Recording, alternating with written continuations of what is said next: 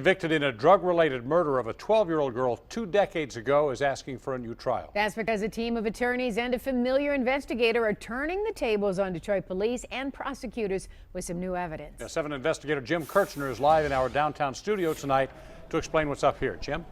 Yeah, this is the new case of Lamar Munson. University of Michigan Law School Innocence Clinic filed this just down the street, Wayne County Circuit Court. His family wants justice.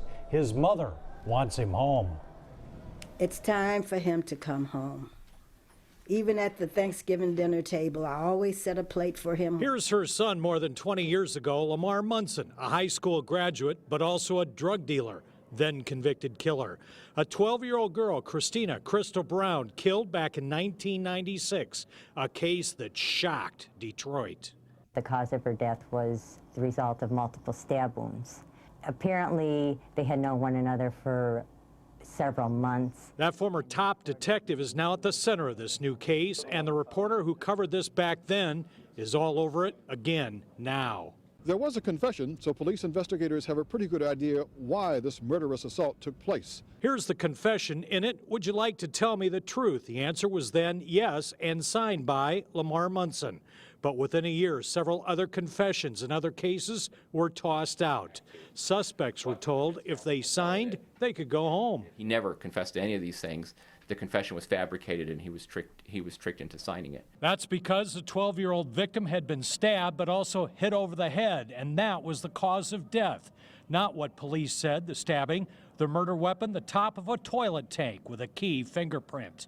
Not Lamar Munson's, but another associate, Robert Lewis.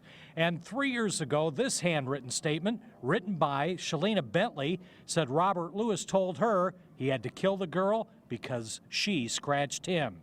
And Bentley only came forward when Lewis moved out of state. She feared for her life. I'm scared. He telling me what he can do. Bill Proctor retired from Action News 2 years ago, and now as a private investigator, worked long weeks on this case, including finding Robert Lewis. What I was hoping for when I went to Pennsylvania was a deathbed confession.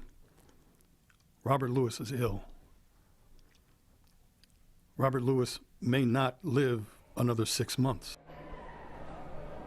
So in other words, if he did it and says he did it, he wouldn't have that much to lose, but he has not done that. The Wayne County prosecutor is still fighting this so far, so it will go in front of a judge, and that'll happen within a couple of months.